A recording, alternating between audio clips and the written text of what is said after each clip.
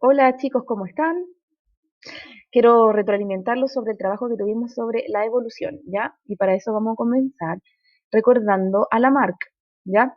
Lamarck o Jean-Baptiste Lamarck en 1809 planteó el transformismo, que fue la primera teoría evolucionista de la época, ya que recuerden que antes existía el fijismo y el creacionismo, el cual planteaban que las especies no variaban en el tiempo, ya que, por ejemplo, si una especie de ratón existió hace 2000 años, ese ratón va a existir hasta el día de hoy, no va a haber tenido variación, ¿ya?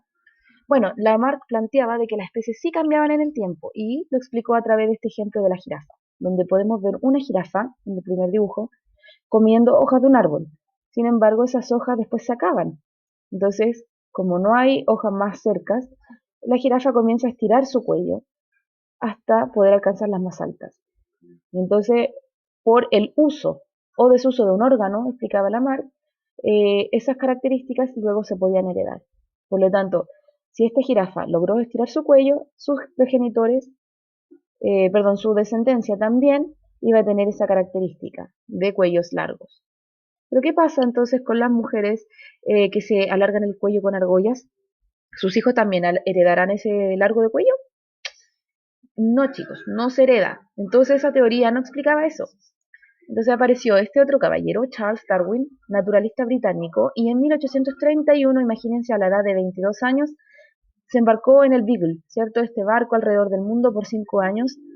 5 años, en realidad eran dos comienzos, pero se prolongó. Incluso visitó Chile. Eh, Ustedes pueden recordar las Islas Galápagos, también asociarlo con Darwin, que él vio variación en todas las especies, ¿cierto? Que habían especies de pinzones, por ejemplo, de estos pájaros que eran muy similares pero variaban en la longitud de su pico y la forma del pico. Bueno, y otro tipo de especies. Pero lo que realmente impulsó sus ideas fue Malthus. Malthus fue un caballero que planteó, acá podemos ver el artículo, planteó que la cantidad de población humana en el tiempo iba creciendo exponencialmente. Sin embargo, la cantidad de suministro de alimentos no iba a la par. Entonces, en algún punto, la población humana iba a ser desfavorecida por la falta de alimentos. Pero Darwin se dio cuenta que eso no ocurría, sino que la población humana seguía aumentando. Entonces había algo que permitía que la población se sobrepusiera a esas limitaciones. Esto le dio a Darwin la idea de que la población humana se adaptaba, que podía ir evolucionando o que las especies, cualquier otro tipo de especie en realidad, podía adaptarse a esos cambios desfavorables en el tiempo y perpetuarse esa especie. Pero tardó 20 años en publicar su teoría. ¿Por qué, chicos? El simple hecho de pensar en la evolución era como confesar un asesinato. Así de grave era, chicos, en ese tiempo.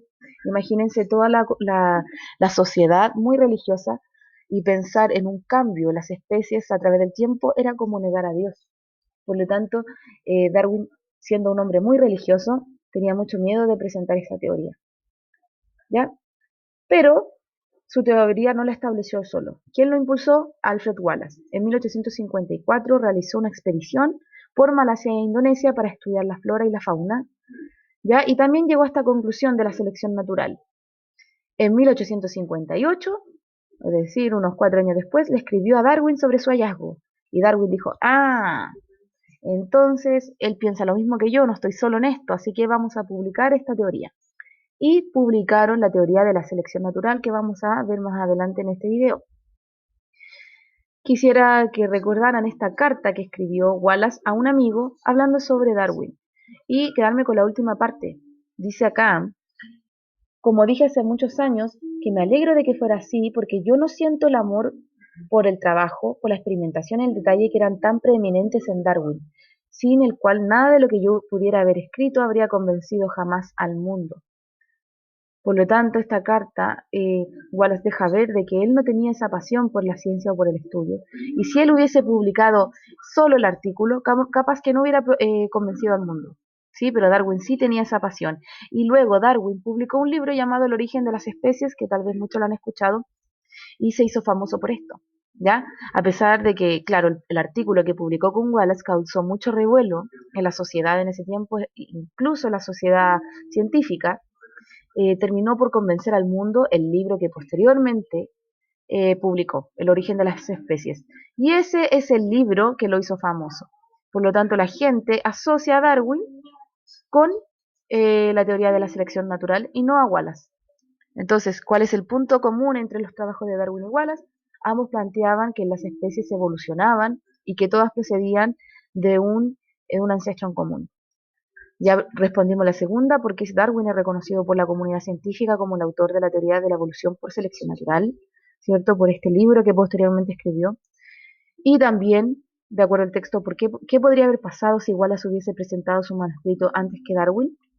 Según el texto, tal vez no hubiera convencido a nadie, pero en realidad no lo sabemos, ¿cierto? Porque puede haber sido Wallace la cara visible de esta teoría.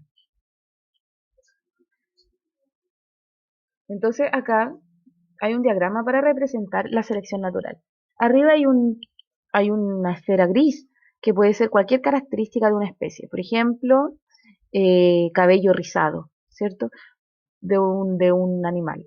Sin embargo, por mutaciones pueden crearse variaciones de ese pelo. Pelo liso, pelo ondulado. Y si las condiciones lo permiten, estas mutaciones pueden perpetuarse en las generaciones futuras o pueden desaparecer, ¿sí? Y las mutaciones que más resisten los cambios pueden sobrevivir con más probabilidad y así se van reproduciendo. Por eso tanta variabilidad desde una especie ancestral. Bueno, aquí esta imagen representa la evolución del hombre. ¿Y por qué pongo esta imagen, chicos? Porque muchos asocian la evolución del hombre con la teoría de la selección natural que planteó Darwin. Sin embargo, yo quiero recordarles, o en realidad quiero explicarles, que Darwin nunca mencionó la evolución del hombre. Y tuvo mucho cuidado con eso porque sabía el revuelo que podía ocasionar esto en la sociedad científica, en contraposición con las creencias religiosas. Así que lo ridicularizaron, ¿sí? Y en un periódico dibujaron a Darwin con el cuerpo de un simio, ¿sí? Atribuyéndole ese concepto que él había dado del hombre. Ya Darwin jamás habló que el hombre descendía del mono. Y bueno, esto era parte de la última pregunta. Ahora, ¿cómo podría explicar Darwin y Wallace la evolución del cuello de la jirafa? Primero, entre las jirafas existen diferencias en cuanto a la longitud del cuello y de las patas, ¿ya? Es decir, ahí existen jirafas de distintos tamaños, de patas y cuellos. Ante la escasez de hojas, las jirafas con el cuello largo y las patas más largas pueden acceder más fácil a las hojas de arriba, ¿verdad? Y como pueden acceder más fácil, son las que pueden sobrevivir con mayor facilidad. Las otras van muriendo. Por lo tanto, la descendencia es tienen patas largas y cuellos largos. ¿Se entiende? Entonces, las condiciones que favorecen los cambios, las mutaciones, son las que pueden explicar por qué hay especies de una característica u otra. ¿Ya? Y final, chicos, para recordarles la actividad, ustedes tenían que comparar ambas explicaciones al caso de las jirafas. ¿Ya? Era muy simple. Aquí anteriormente estaba la explicación de Lamarck y al comienzo estaba, perdón, aquí está la explicación de Darwin y Wallace y al comienzo la de Lamarck. Así que cualquier otra duda, ustedes pueden dejar sus comentarios aquí abajo y nos vemos en el próximo video. Adiós.